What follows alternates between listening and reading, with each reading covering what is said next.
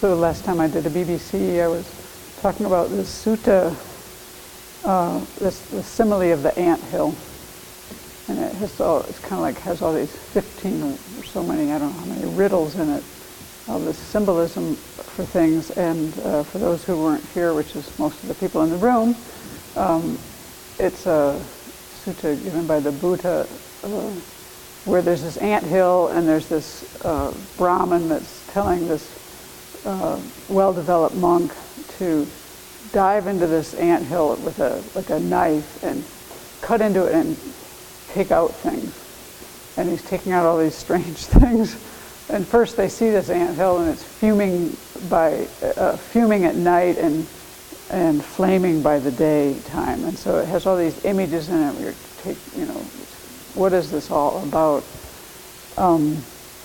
And so just to kind of take off from that, I like the sutta a lot because I like the images in it. And I was thinking again about this flaming by day and fuming by night, and that kind of image that it creates in my mind. And I find that kind of like something that inspires me to change when I see those kind of aspects within myself that are not using my time well.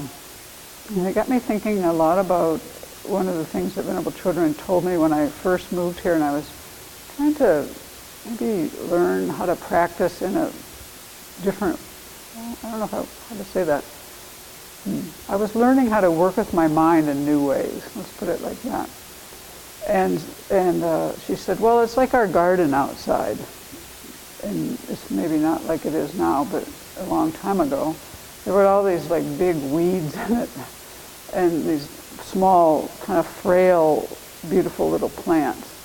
And she said, it's like that garden. You need to not water those weeds and let them just shrivel and die away. And you need to kind of nourish those frail, small, straggly plants so they could become, beautiful and well-developed. And that's what we try to do in our practice. The basic thing, and that's what it's similar to this sutta, is in the sutta, the monk is diving in with the knife and pulling out these strange things like a tortoise and a fork, which represents doubt, and a piece of meat, and you're kind of, once you get the symbolism of it, it really means a lot. But and at the very end, in that Ant Hill Sutta, he finds like this Naga serpent, which is kind of like a dragon, and that represents, in some commentaries, it actually represents an arhat. But for me, when I read it, it kind of represented, they describe it as this powerful being. And I was trying to think, because I don't really relate to Nagas so much. I didn't grow up with that in our culture. So what in our culture would be like that? And I had the hardest time this morning. Like, would it be like King Kong? I don't think so. I don't think we have much in our culture that's like that. But it's like a majestic, strong being. And so that's something that you don't want to throw out. So just like in the analogy of the garden, there's all these things in our practice and that we see in our mind that we want to abandon, and there's these things that we want to adopt, and that's kind of the basic storyline.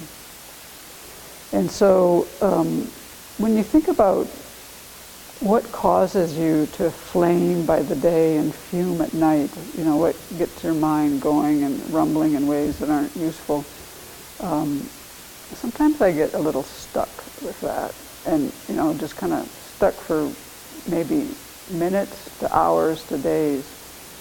And what I find is that usually when I'm stuck is I'm looking outward.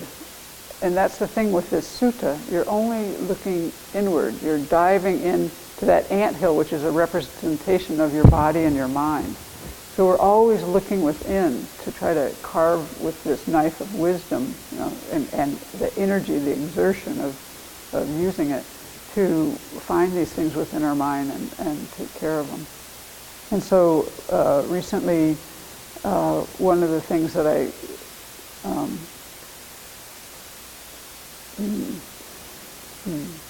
how did I come upon this?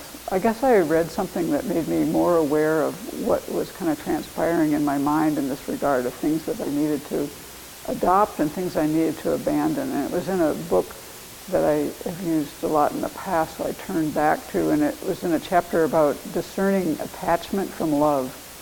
And love is something that we definitely want to adopt and to cultivate, and attachment is something that we definitely want to abandon. But it's so hard sometimes for us to discern those, and even in my mind, I find that I'm not really analyzing in that way. Like if it's clear to me when I think about these things that where I'm looking outside of myself, and if something, I'm either going towards something or moving away from something, these almost always relate to these eight worldly concerns that we talk about. And those, when your mind is stuck in that, you're really looking outside. This is what I find in myself. I'm speaking from my own experience here. I'm looking outside, and I'm not even thinking about discerning the qualities I'm just running with attachment, or I'm not getting it and I'm moving into aversion. And so then I come back to like what His Holiness says in this chapter about, this is being caught in the eight worldly concerns. And if you really were to discern attachment from love, is kind of the context of this particular chapter, what you would be doing is, instead of how people act, which is like the eyes looking outward and getting, troubled by how somebody says something, or all the many things that happen that affect us or impact us, instead of kind of having the mind always go to that, which is like endless. It's completely endless, that we'll never find satisfaction in that, because things are always changing. They're always changing. We'll never find satisfaction there. So instead of having the mind kind of attuned to how what you're getting, how people are acting in the external, is always in those situations, think about a person's suffering and generate kind of a love and compassion. Have that be what is where you want your mind to be turned, instead of like dwelling on, they said this, they did this. So when you see the mind looking outward, you can pull inward in that way. And I think for me it was quite helpful, because I get kind of stuck in those kind of states, and sometimes I actually really can't figure out what the heck I need to do here. Like, how can I make this different? And that mind that is stuck right then is the mind that's looking out. It's the mind that's trying to change anything outside of myself, which you really are powerless to do. I mean, we have some impact, of course, not like we're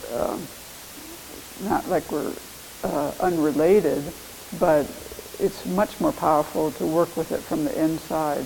And a lot of times that completely resolves the whole mind state that's troubling you. So, I think I find these similes very helpful in this way, because you can work with them in your mind in so many ways, and then relate them to things that come up in your day. And what I like in this particular sutta is that it actually led this particular practitioner, who had a particular history, a certain kind of disposition. This way of working with his mind was just so suitable for him that it led him all the way to become an arhat. So it's like a way for me, it tells me that, it's a key. The key is finding out how to work with your heart and your mind in a way that works for you. So maybe I'll do that.